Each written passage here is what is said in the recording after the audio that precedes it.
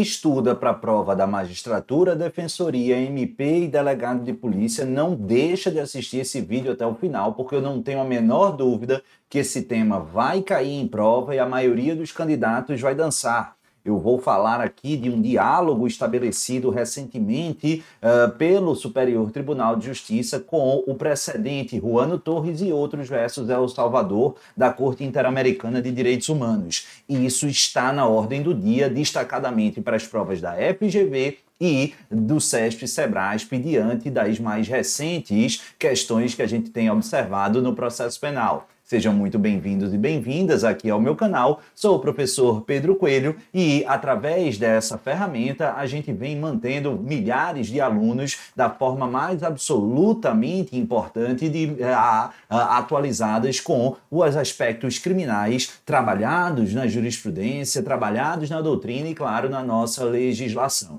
Então, vem comigo. A única coisa que eu te peço não é pix, não é cafuné, não é beijo no pescoço, nada disso, apenas um joinha e quebra um galho. Se inscreve aqui no canal, por quê? Porque sempre que eu trouxer conteúdo novo, você vai ser devidamente notificado. E o que eu quero tratar com os senhores é justamente dessa temática, mas dentro da órbita da Ordem de Habeas Corpus 865707, lá de Santa Catarina, decidido pela 5ª turma do Superior Tribunal de Justiça. Vamos entender o que é que se debateu e qual é a vinculação aqui com esse precedente importante da Corte Interamericana.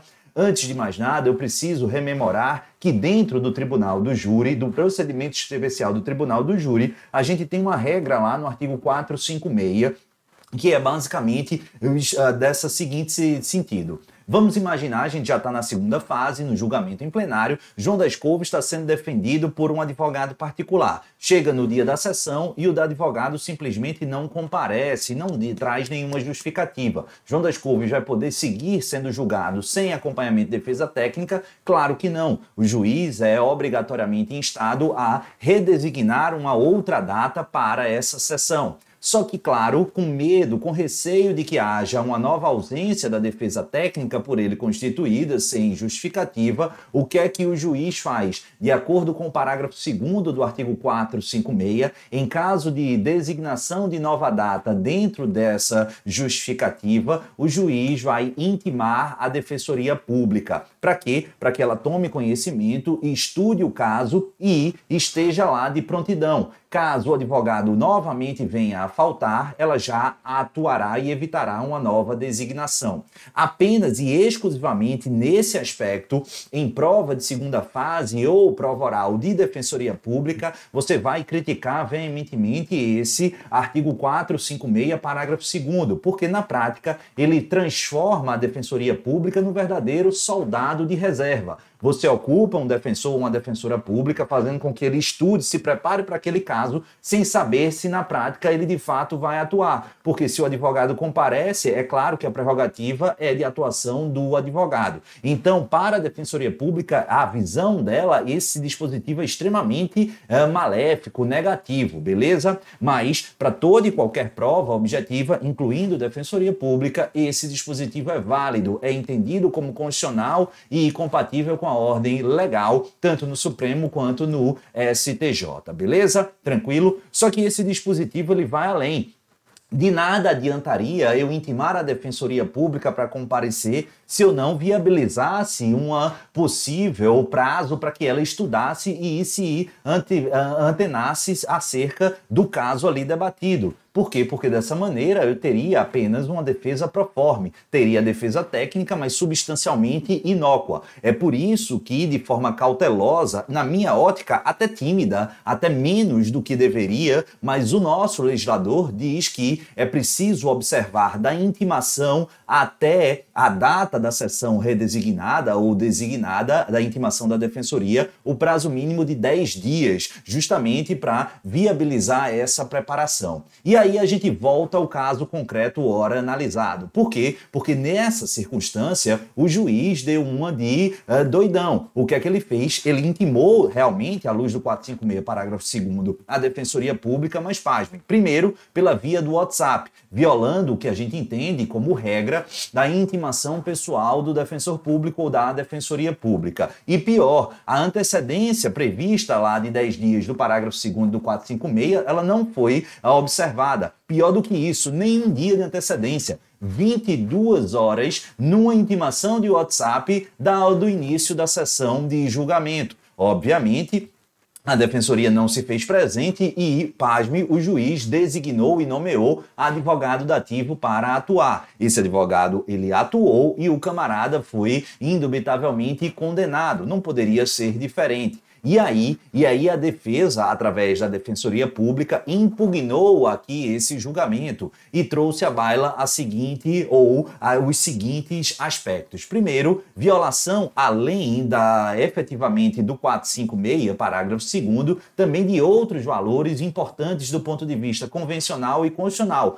Plenitude de defesa, contraditório, próprio devido processo legal, uma vez que o comportamento procedimental do juiz em questão inviabilizou que a Defensoria Pública tivesse um prazo razoável para preparar a sua defesa, estudar os autos e ofertar aquilo que lhe é inerente, que é a defesa substancial. Tivemos um julgamento sem defesa substancial, em nítida violação convencional constitucional e do próprio preceito legal do Código de Processo Penal. E no âmbito do Superior Tribunal de Justiça, aqui na quinta turma, confesso aqui que não vi se a Defensoria Pública trouxe esse argumento, mas a ministra Daniela Teixeira trouxe e fundamentou sua decisão fazendo referência aqui a esse diálogo de fontes e um controle de convencionalidade à luz de preceitos, ou aliás, de precedente da Corte Interamericana. Temos vários colegas defensores, especificamente, que trabalham nesse diálogo à luz, dialogando e trazendo precedentes e entendimentos lá da Corte Interamericana aqui para a defesa técnica no âmbito do Brasil. Eu tenho um colega que, inclusive, foi defensor, aliás, examinador de concursos, 2 concursos da Defensoria Pública da União, que trabalha justamente essa parametrização de defesa eficaz lá da Corte Interamericana à luz da súmula 523 do Supremo Tribunal Federal. E, especificamente, a gente tem aqui uma ex-defensora pública do sistema interamericano, que é defensora pública do Estado do Acre, a colega, a doutora Rivana Barreto Ricarte de Oliveira, que escreveu um artigo específico sobre isso, e foi esse artigo que foi citado expressamente pela ministra Daniela Teixeira e pelo STJ, fazendo referência aqui a essa parametrização de defesa eficaz no sistema interamericano. Nesse Ruano Torres e outros, nesse precedente versus El Salvador de 2015, se estabeleceu basicamente 6 parâmetros, 6 nortes que vão orientar o que é e que não é uma defesa eficaz na perspectiva dos direitos humanos. Então a gente tem aí, entre outros, os parâmetros seguintes: desenvolver atividade probatória mínima, não deixar de apresentar argumentos em favor do interesse dos acusados. Olha o terceiro: não apresentar falta de conhecimento técnico e jurídico no processo penal. E é aqui que se destaca a violação perpetrada pelo julgador. Por quê? Porque ao não observar o parâmetro mínimo de 10 dias, obstaculizou-se de forma veemente a aquisição e a possibilidade de aquisição de conhecimento quanto à causa e, naturalmente, de se situar quanto ao processo, justamente para apresentar uma defesa eficaz, uma defesa minimamente razoável. Então, violado claramente esse postulado ou esse parâmetro. Mas a Corte Interamericana vai além. Além desses 3 primeiros, por mim destacado, eles colocam deixar de interpor recurso em detrimento dos direitos do acusado, apresentar a fundamentação adequada aos recursos e não abandonar a defesa técnica, beleza? Então, diante de tudo isso, o que é que o STJ, na sua quinta turma, concluiu? Concluiu por conceder a ordem aqui pleiteada no HC 865707 lá de Santa Catarina, destacando não ter sido oportunizada a Defensoria Pública natural e hábil tempo para a preparação da defesa técnica, o que inviabilizou aí o próprio devido processo legal da perspectiva substancial. E também na parte conclusiva, mais uma vez, o colegiado fez referência à inobservância de regras mínimas, acrescento parâmetro aqui, ou da parametrização de uma defesa eficaz, firmadas e fixadas pela Corte Interamericana. Vale destacar, doutores e doutoras, aqui a título de complemento, elemento que no ano passado, 2023, o próprio Conselho Nacional de Justiça trouxe uma recomendação que os órgãos judiciais do Brasil, desde as cortes superiores às instâncias ordinárias, obedecessem e observassem os precedentes da Corte Interamericana para realizar verdadeiros controles de convencionalidade. Algo extremamente importante. Não por outra razão, esses precedentes estão aparecendo e vão continuar aparecendo cada vez mais em prova de concurso.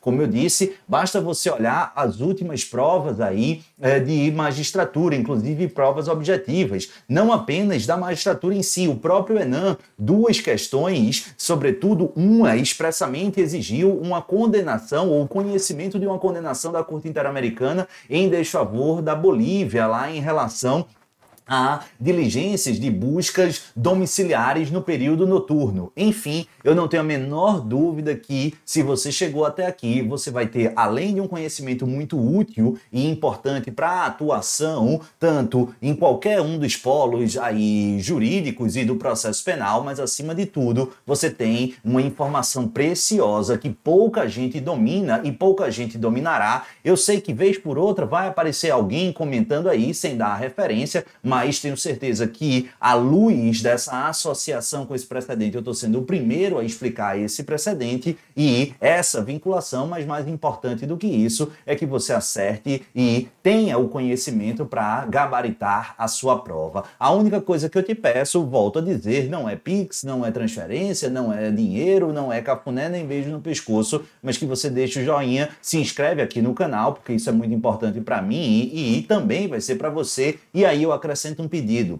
convença aí um colega, um amigo, uma amiga a também nos seguir e acompanhar nossas aulas ao vivo todas as quartas-feiras, nossos vídeos, porque assim você me ajuda, sem sombra de dúvida, a atingir, quem sabe, em 12 meses aqui a gente duplique o número de inscritos aqui no canal ou chegue pelo menos a 50 mil, que seria absolutamente motivo de felicidade para mim, beleza? Então confio em vocês, continuo aqui e espero que vocês tenham gostado. Comenta aí se você já ouviu falar e se você tem gostado aqui das nossas atualizações. Um beijo no coração de todos, fiquem com o Papai do Céu e até a próxima. Tchau, pessoal. Valeu!